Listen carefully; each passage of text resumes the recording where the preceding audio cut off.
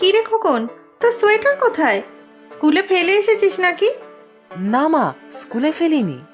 ইস, এই ঠান্ডার মধ্যে একটা পাতলা জামা পরে এতটা পথ এসেছিস, বুকে ঠান্ডা লেগে যাবে যে। হ্যাঁ মা, আজ যে ঠান্ডা খুব বেশি। তাহলে সোয়েটারটা কোথায়? পরে আসতে হয় তো। আমি সত্যি কথা বললে তুমি রাগ করবে না তো মা? রাগ কেন করব? কি হয়েছে বলতো? খেলতে গিয়ে নোংরা লাগিয়েছিস বুঝি? আচ্ছা, আমি কেচে দেব। না মা, রাস্তায় একটা বাচ্চা ছেলে না শীতে খুব কাঁপছিল, গায়ে একটা জামাও ছিল না, ছেঁড়া একটা গেঞ্জি পরে কি এই ঠান্ডাতে থাকা যায়? আমার সোয়েটারটা না আমি ওকেই দিয়ে দিয়েছি। কি বলছিস তুই? সত্যি নিজের সোয়েটারটা দান করে নিজের শীতে কাঁপতে কাঁপতে বাড়ি ফিরেছিস? হ্যাঁ মা, তুমি রাগ করো না মা। ছেলেটাকে দেখে না আমার খুব কষ্ট লেগেছিল, নিজের ভাই মনে হচ্ছিল। আয় বাবা, বুকে আয়। এমন ছেলের মা হয়ে যে আমি গর্বিত। গর্বে আমার বুক ফেটে যাচ্ছে রে। তুমি রাগ করনি মা, তুমি আমার ভালো মা, খুব ভালো মা। এত ভালো মনের ছেলের মা তো ভালোই হবে, তাই না? চল বাবা, ঘরে চল। দুদিন তো স্কুল ছুটি, আমি এর মধ্যেই তোকে একটা নতুন সোয়েটার বুনে দেব।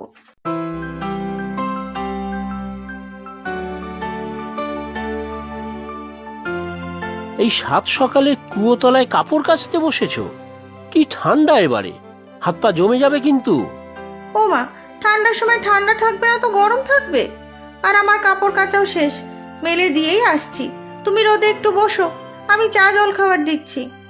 সে ঠিক আছে, আজ একটু বেলাতেই বের হব, একবার শহরে যেতে হবে।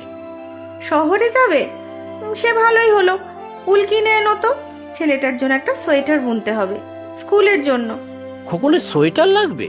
তা উল কেন? আমি না হয় একটা রেডিমেড সোয়েটারই কিনে আনবো। না না, উলই এনো, আমি নিজের হাতে বানিয়ে দেব। মায়ের হাতের ছোঁয়া থাকবে তাতে। আচ্ছা ঠিক আছে।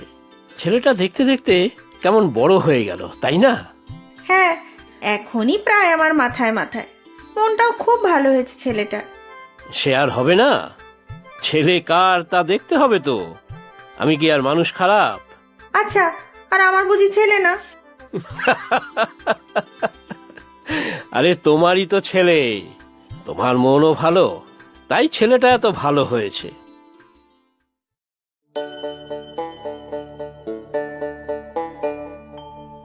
কিরে খোকন, পড়াশুনো কেমন চলছে? ভালো। জানো তো বাবা, এবার আমাদের স্কুলে বিজ্ঞান প্রদর্শনী হবে, আমাদের সবাইকে নাম দিতে বলেছে। বাহ, সে তো ভালো। আচ্ছা শোন, আমি শহরে যাব আজ, তোর কি লাগবে বল। আমার? হ্যাঁ বাবা, একটা ব্যাট আর বল এনে দিও না। যে ব্যাটটা দিয়ে আমরা খেলতাম সেটা কাল ভেঙেই গিয়েছে, আর সারানো যাবে না।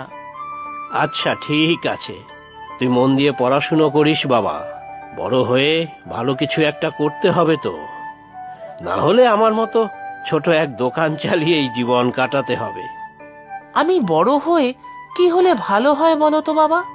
সেটা তুই নিজেই ঠিক কর, আমি জোর করে কিছু চাপিয়ে দিতে চাই না। জানো তো বাবা, আমার স্কুলের সব বন্ধুরাই বলে ডাক্তার হব, ইঞ্জিনিয়ার হব, না হলে সরকারি চাকরি করব। আর তোর কি মনে হয়? যেই কাজ করলে গরিব দুঃখীদের উপকার করা যায় আমি সেই কাজ করব বাবা। এবার তুমি বলো, আমি বড় হয়ে কি হব? মানুষ হ বাবা, আমি তো সামান্য লোক, আমি সবকিছু ঠিকঠাক জানি না। তবে এখন মন দিয়ে পড়াশুনো কর, বিদ্যাই জ্ঞান বাড়াবে, জ্ঞান বাড়লে তখন নিজেই বুঝতে পারবি।